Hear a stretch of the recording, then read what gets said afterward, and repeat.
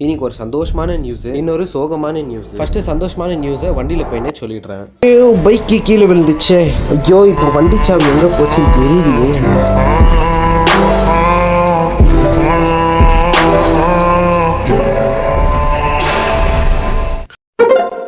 Advertisement நினச்சிக்க வேண்டாம். அண்ணன் புது டப்பாங் வாங்கியிருக்கேன். அண்ணனுக்கு டப்பாங்னா ரொம்ப இஷ்டம். அண்ட் அதுதான் இந்த சந்தோஷமான நியூஸ். இப்போ சோகமான நியூஸ்க்கு போயிடலாம். பல வருஷமா என் கூட இந்த இயர்ஃபோனு மறுகையா. No words. Crying is only coming.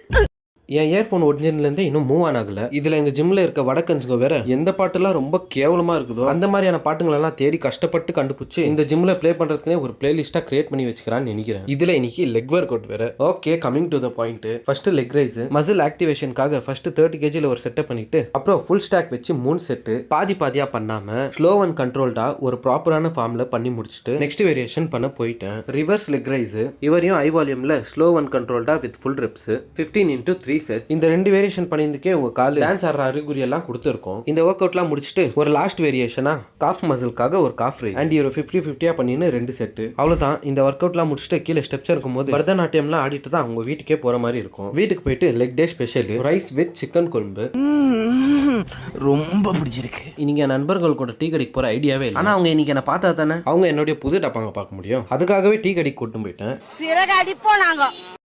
அதுக்கப்புறமா தான் எனக்கு மனசே ஆயிடுச்சு.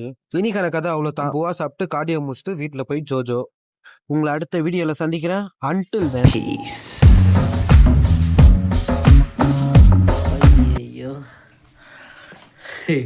ஒரு சப்பலை வாங்கிட்டு